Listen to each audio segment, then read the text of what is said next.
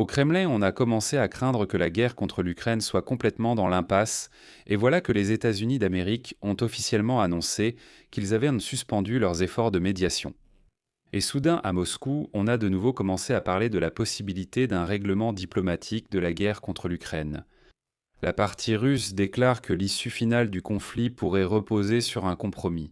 Et c'est précisément à un compromis que la Russie appellerait soi-disant. Et voilà que des sources des médias occidentaux assurent que Poutine se retrouve à la croisée des chemins. Mettre fin à la guerre ou avancer vers un modèle de dictature stalinienne et de pertes humaines massives dues à la guerre. Je m'appelle Alexei Petchi, discutons ensemble de ce sujet, mais avant de commencer, je vous demande de vous abonner à cette chaîne, de mettre un like, d'écrire n'importe quel commentaire, et surtout de vous abonner à mon canal Telegram Petchi News, le lien se trouve dans la description de cette vidéo. Romka, fais-le pour qu'ils entendent. 3 fois Hourra, 3 fois. 3. Hora, hora, hora. Ainsi, après le voyage de Vladimir Poutine auprès de Xi Jinping en Chine, à Moscou, on a soudainement commencé à parler de la possibilité d'un règlement diplomatique de la guerre contre l'Ukraine. La partie russe déclare que l'issue finale du conflit pourrait prétendument reposer précisément sur un compromis. En même temps, en Fédération de Russie, on continue d'insister sur la légitimité de ses propres intérêts sur la scène internationale. Tout cela a été déclaré par le ministre des Affaires étrangères de la Fédération de Russie, Sergueï Lavrov, alias le Cheval Fou. Il a déclaré que Moscou comprend que le règlement définitif de ce qu'ils appellent la crise ukrainienne sera le résultat d'un compromis. Selon lui, cela serait également confirmé par la position de la direction russe qui envisage à la fois la voie des négociations et la poursuite des hostilités. Ensuite, excusez-moi, mais je vais citer Lavrov.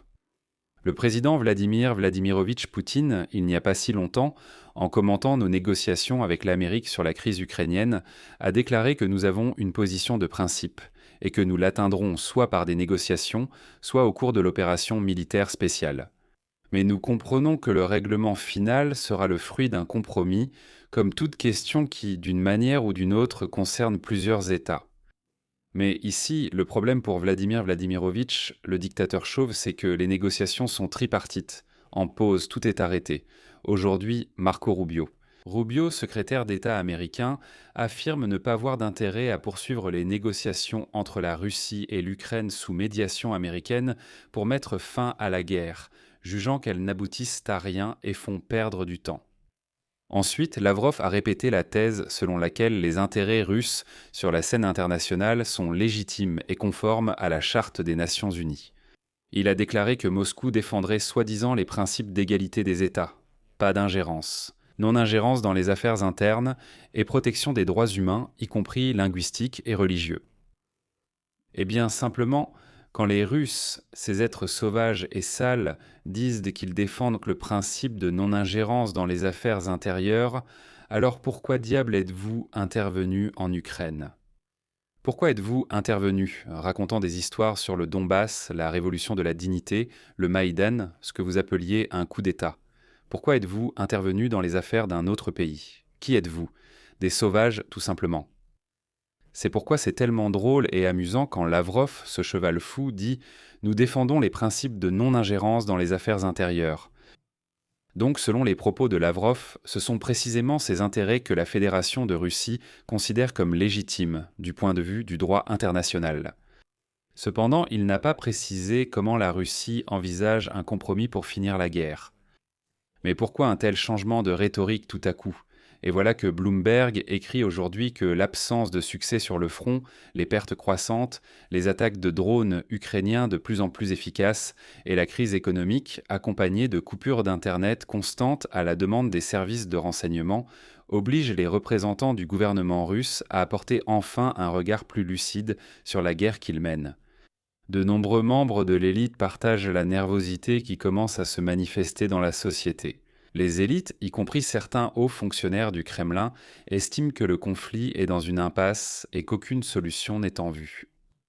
Vladimir Poutine, selon une source de Bloomberg, veut continuer la guerre, mais c'est un vampire sanguinaire, rien d'étonnant. Mais il aimerait terminer cette guerre d'ici la fin de l'année, bien sûr, comme auparavant, à ses propres conditions, y compris l'obtention du contrôle total sur le Donbass. Poutine aimerait également conclure avec l'Europe un accord de sécurité plus large, qui consacrerait en fait à Moscou ses conquêtes territoriales. Ce qui est intéressant ici, c'est que Poutine, comme vous l'avez remarqué, depuis déjà plusieurs semaines, Poutine et toute sa suite disent de vouloir négocier avec l'Europe. Il propose Gerhard Schröder, Angela Merkel comme médiateurs ou représentants de l'Europe. Mais pourquoi ? Parce que les Américains leur ont dit « Allez au diable, vous êtes des sauvages, comment négocier avec vous ?» Vladimir Poutine déclare soudain « Nous sommes prêts à parler avec les Européens ». Plusieurs diplomates européens ont confié à Bloomberg que l'atmosphère au sein du pouvoir russe est sombre. La situation sur le champ de bataille est dans une impasse, et les drones ukrainiens non seulement perturbent constamment le fonctionnement des entreprises de raffinage et d'exportation de pétrole, mais ont aussi amené la guerre jusqu'à Moscou.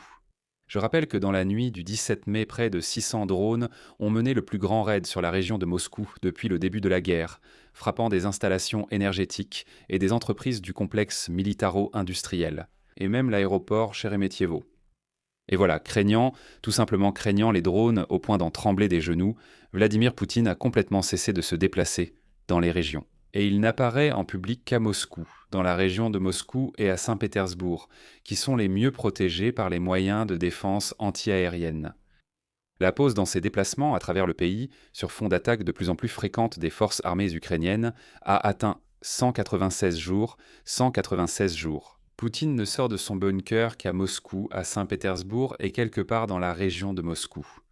Cela n'était même pas arrivé pendant la pandémie de Covid. Même pendant la période du Covid, Poutine apparaissait plus souvent dans les régions.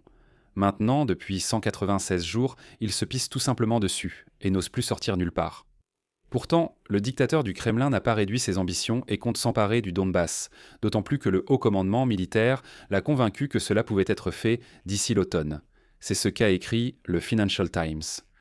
Cependant, l'armée russe n'a pas simplement arrêté sa progression. D'après le renseignement du ministère de la Défense des États-Unis, après la coupure en janvier des terminaux Starlink pour l'armée russe, les forces armées ukrainiennes ont libéré environ 400 km². Les unités ukrainiennes organisent de plus en plus souvent des contre-attaques dans lesquelles des drones, y compris terrestres, sont utilisés conjointement avec l'infanterie. Pour l'instant, il n'est pas possible de réaliser des percées, en raison d'un manque important de personnel. Mais l'armée n'est plus retranchée dans une défense passive comme en 2025. Le ministre de la Défense de l'Ukraine, Mikhail Fyodorov, a déclaré cette semaine que l'Ukraine avait considérablement ralenti l'offensive de l'ennemi et reprenait progressivement l'initiative. Il prépare des réformes visant à attirer davantage de personnes dans l'armée, c'est-à-dire, en d'autres termes, il y aura une mobilisation.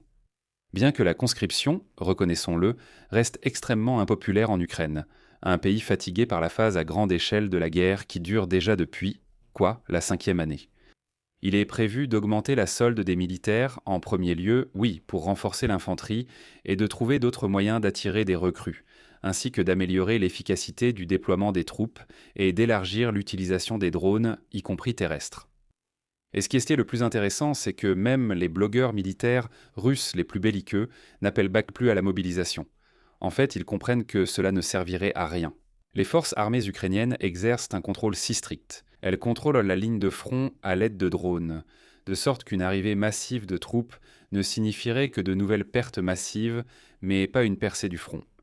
Et maintenant, les drones omniprésents ont rendu inefficace même la tactique d'infiltration, grâce à laquelle, depuis l'année dernière, les soldats russes avançaient par petits groupes, généralement par deux, à travers les brèches dans la défense ukrainienne, perdant jusqu'à 90% des assaillants. Et c'est dans ce contexte que, soudainement, au Kremlin, ils ont commencé à parler du fait qu'ils seraient soi-disant prêts à faire des compromis. Je vais m'arrêter ici. Donnez votre avis et vos conclusions dans les commentaires sous cette vidéo. Abonnez-vous à la chaîne, cliquez sur la cloche et n'oubliez pas de mettre un like. C'est tout pour aujourd'hui. Prenez soin de vous. À bientôt à tous.